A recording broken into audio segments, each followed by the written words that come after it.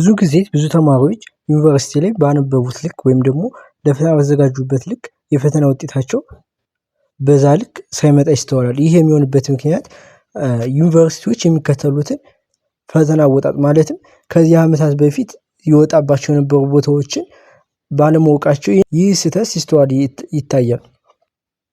እናም ያለፉ ጥያቄዎችን ያለፉ ዓመታት ያላችሁበትን ዩኒቨርሲቲ ጥያቄዎች ማየት መቻላችሁ ያላችሁበት ዩኒቨርሲቲ ፈተና ሲያወጣ የት ላይ ትኩረት እንደሚያደርግ ስለሚረዳችሁ ቦታ በደንብ እንድትለዩና ትኩረት አድርጋችሁ ያንን ቦታ እንድታነቡና ውጤትም በዛ ልክ ባነበባችሁት ልክ እንድትሰሩ የሚያደርግ ነው ብለን እናስባለን። ለዛም ነው ይህ ቪዲዮ የተዘጋጀው። ይህ ቪዲዮ የተለያዩ ዩኒቨርሲቲዎች ፋይናል እና ሚድ ኤግዛም እየሰራ የሚለቅበት ቻናል ነው። የዛሬው ቪዲዮ ደግሞ የጅማ ዩኒቨርሲቲ አንድ ትኩረት አድርገን እየሰራንበት ያለ የጅማ ዩኒቨርሲቲ አንትሮፖሎጂ ሚድ ኤግዛም ፓርት 2 ነው። ይሄም እናንተ ስታነቡ በደንብ ትኩረት የምታደርጉበትን ቦታ ያግዛችኋል ብለን እናስባለን። እንደገናም ጥያቄውም ድጋሚ ሊመጣ የሚችል ጥያቄም ስላለ ያም ይረዳችኋል ብለን እናስባለን። እስከ ቪዲዮ ፍጻሜ እንድትቆዩ ለመጋበዝ ነው። ስለምትከታተሉ ከልብ እናመሰግናለን።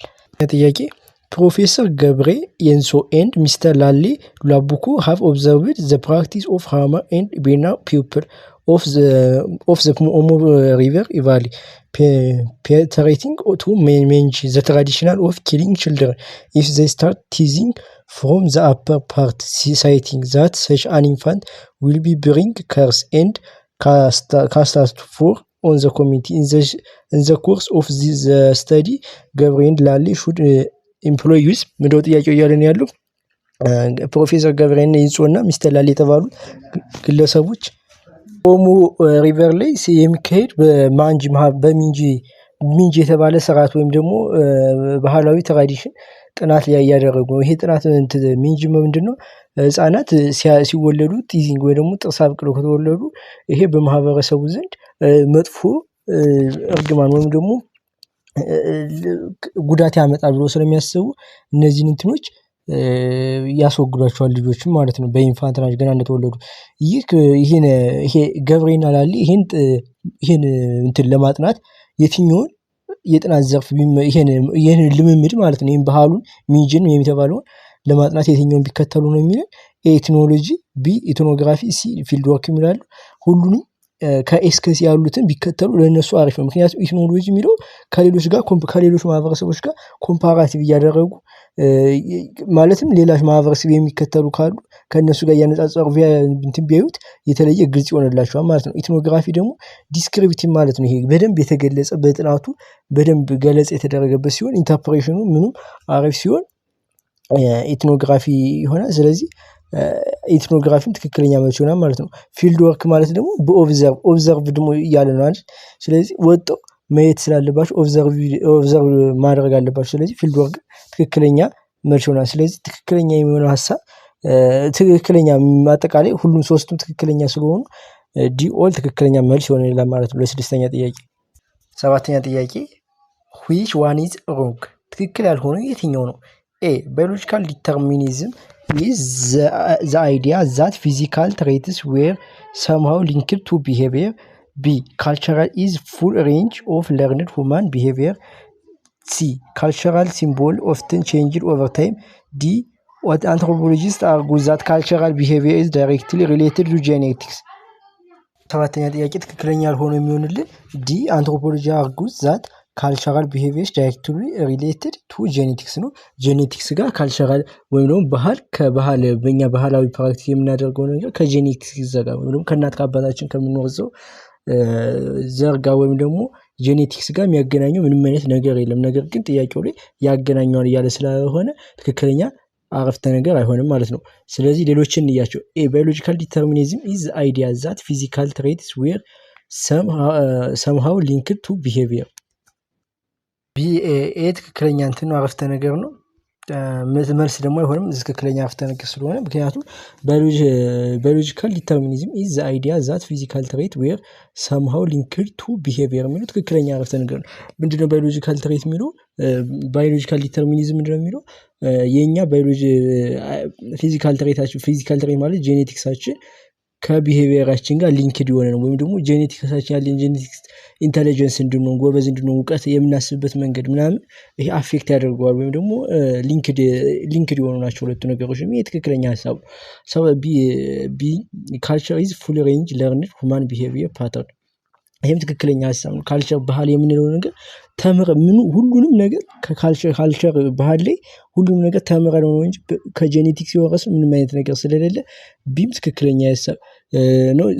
ካልቸራል ሲምቦል ኦፍትን ቼንጅ ኦቨር ታይም። ይሄም ትክክለኛ ነው። ካልቸራል ሲምቦል የምንላቸው የባህል ምልክቶች የሆኑ ነገሮች በጊዜ ዑደት ውስጥ የመለወጥ የመሻሻል ወይም ደግሞ የመጥፋት ሁኔታ አላቸው። ስለዚህ ሲም ትክክለኛ ነው።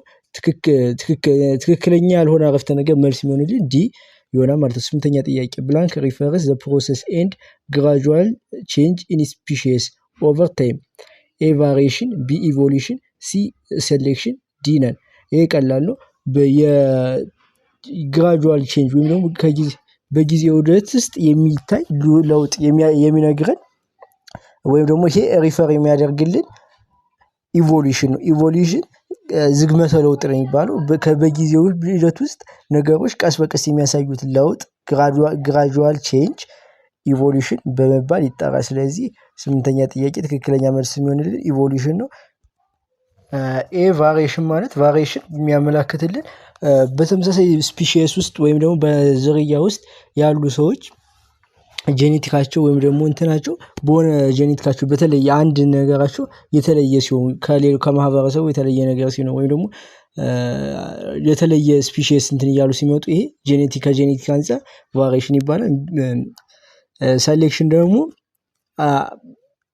አንደኛ ፕሮሰስ አይደለም። የኢቮሉሽን አንድ ክፍል ሆኖ ምንድነው የሚያደርግልህ ሴሌክሽን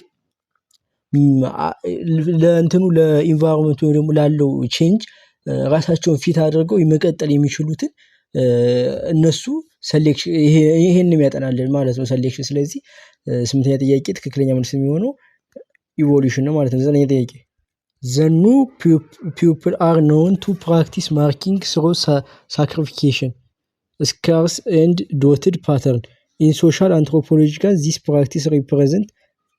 9ኛ ጥያቄ ምንድነው እያልን ያለ በኑር ማህበረሰብ ዘንድ የፕራክቲስ ይደረጋል። ምን አይነት ፕራክቲስ ነው? በሰውነታቸው ላይ ስካርስ ወይም ደግሞ የምልክት ጭረት ምናምን አይታችሁ እንደሆነ መሰንበር ምናምን ይወጣሉ ሰውነታቸው ላይ መስመር ያለው ነገር ማለት ነው። እና ደግሞ ዶት ይሄ ነጠብጣብ ነገር ሰውነታቸው ላይ ይሄ ነጠብጣብ ወይም ደግሞ መለያቸው ሆነ በእንትን ስካርሱ በሶሻል አንትሮፖሎጂ ምን ተብሎ ነው የሚገለጸው ነው እያልን ያለው። ይሄ ኤፍ ሲ ኤንድ ዲ ነው ትክክለኛ መልስ የሚሆነው። ሲ ኤንድ ዲ እንደሚሉት ሲ ካልቸራል ፓርቲኩላሪቲ ማለት ይሄ ነጠብጣብ ወይም ደግሞ ስካርሱ ከሌሉ ማህበረሰብ የሚለያቸው ነገር ነው። ስፔሲፊክ ነው ከኑር ማህበረሰብ ዘንድ ብቻ የምናገኘው ይሄ ነገር። ስለዚህ ይሄ ምን እንለዋለን? ፓርቲኩላሪቲ እንለዋለን። ስለዚህ ከሌሎች ማህበረሰቦች ማይገኝ ስለሆነ ካልቸራል ፓርቲኩላሪቲ ትክክለኛ ሲ ትክክለኛ ነው ማለት ነው። ዲ ደግሞ ትክክለኛ የሚሆነው ካልቸራል ሲምቦሊክ ይላል። ካልቸራል ሲምቦሊክ ማለት ይሄ መለያቸው እነሱ አንድ ይሄ ሌላ ማህበረሰብ አጥኚ ይሄን ምስል ሲያይ ወይም ነጠብጣቡን ወይም ደግሞ መስመሩን ሲያይ እነሱ መሆናቸውን ይለይበታል። ስለዚህም ደግሞ ሲምቦሊክ ነው ከመለያቸው ነው። ወይም ደግሞ ይሄ ምልክቱ ሲምቦሉ ትርጉም አለው በእነሱ ማህበረሰብ ዘንድ ትርጉም አለው። ይሄ ትርጉሙ ደግሞ ለእነሱ መለያቸው ስለሆነ ካልቸራል ሲምቦሊክ ትክክለኛ ሁለቱ ትክክለኛ መልስ ስለሆኑ እነሱ መጣለ። ካልቸራል ዩኒቨርሳሊቲ አይሆንም። ሁሉም ማህበረሰብ ላይ ይሄ ነገር አይገኝም። ካልቸራል ቲሸርት የሚለው ይሄ የተሰራጨ ነገር ስላልሆነ 9ኛ ጥያቄ ትክክለኛ መልስ ሲሆን ኤፍ ይሆናል ማለት ነው። 10ኛ ጥያቄ which culture trait are recognized as spanning across all cultures። 10ኛ ጥያቄ ምንድነው እያለን ያለው? በሁሉም ማህበረሰብ ወይም ደግሞ ዓለም አቀፋዊ የሆነ በሁሉም ዘንድ የሚታወቅ ነገር ምን ይባላል ነው። ወይም ደግሞ የትኛው ካልቸራል ትሬት ነው በሁሉም ዘንድ የታወቀ ነው የሚለው ይሄ ዩኒቨርሳሊቲ የሚለው ትክክለኛ መልስ ነው። ዩኒቨርሳሊቲ በሁሉም ዓለማት የሚገኝ ለምሳሌ ቤተሰብ ሜሬጅ ጋብቻ የምንለው ነገር በሁሉም ማህበረሰብ ዘንድ አለ። ቋንቋ በሁሉም ማህበረሰብ ያለ ነገር ነው። ጋብቻ የጋብቻ ስነ ስርዓታችን ይሄም በሁሉም ማህበረሰብ ያለ ነገር ነው። ስለዚህ እነዚህ በሙሉ በሁሉም ማህበረሰብ ያሉ ስለሆኑ እነዚህ ምን ይባላሉ? ዩኒቨርሳሊቲ ይባላሉ። ጀነራሊቲ ኮመን የሆኑ በብዛት ኮመን የሆኑ ናቸው እንጂ በሁሉም የሚገኙ አይደሉም። ኮመን የሆኑትን ጀነራሊቲ እንላቸዋለን። ሲ ፓርቲኩላሪቲ የሚለዩበት ነው እንጂ እንደውም ይሄ ከጥያቄው አይገባም ማለት ነው። ሲ ፓርቲኩላሪቲ ነው። ዲ ኮሚኒቲ ማለት ከአንድ ማህበረሰብ ከግሩፕ ኦፍ ማህበረሰብ ሼርድ የሆኑ ወይም ደግሞ የሚገኙ የሚወራረሱ የሚተላለፉ ሲሆኑ ነው። ስለዚህ ለ10ኛ ጥያቄ ትክክለኛ መልስ ይሆናል ቢ ይሆናል ማለት ነው። 11ኛ ጥያቄ which one of the following is not true about anthropology? አንትሮፖሎጂ ትክክለኛ ያልሆነ እንትን አረፍተ ነገር የትኛው ነው የሚለው? ሲ አንትሮፖሎጂ ዲፌንድድ ፕሪሚቲቭነስ የሚለው ትክክለኛ አይደለም። ምንድነው ያለን? አንትሮፖሎጂ ስተዲ አድቫንስድ ኤንድ ሞር ኮምፕሌክስ ሶሳይቲ ትክክለኛ ነው። አንትሮፖሎጂ በተለይ በአሁኑ ጊዜ አድቫንስድ የሆኑ ኡርባን ከተማዎችንም በጣም ገጠር የሚባሉ ቦታዎችንም ያጠና ኮምፕሌክስ ሶሳይቲ ለማጥናት አስቸጋሪ የሆኑ ሶሳይቲዎችም ቢሆን ለማጥናት ሙከራ ያደርጋል። ስለዚህ ትክክለኛ ሀሳብ ነው። ቢ አንትሮፖሎጂ ናው ኤዴስ ስተዲስ ኡርባን ሶሳይቲ ይሄም ትክክለኛ ሀሳብ ነው። በድሮ ጊዜ አንትሮፖሎጂ ምን ተብሎ የሚያስበው የሚለው ኋላ ቀር ወይም ደግሞ በደንብ ገጠራ ነው። ምክንያቱም ይሄ ሶሳይቲ ባህል አለው፣ ቋንቋ አለው ምናምን እና ይሄ ማህበረሰብ በደንብ የድሮውን ማንነት ለማግኘት ይረዳናል እና ባህል አለው ተብሎ የራሱ የሆነ ዩኒክ ባህል አለው ተብሎ ስለሚታሰብ ያን ብቻ ነው በሚያጠናው ነገር። አሁን ግን ባሉት ጊዜያት ግን ምንድነው ከተማም ቢሆን የራሱ ካልቸር እየተፈጠረ ነው። የራሱ የሆነ መገለጫ አለው። ስለዚህ ከተማዎችንም ያጠናል ማለት ነው አንትሮፖሎጂ።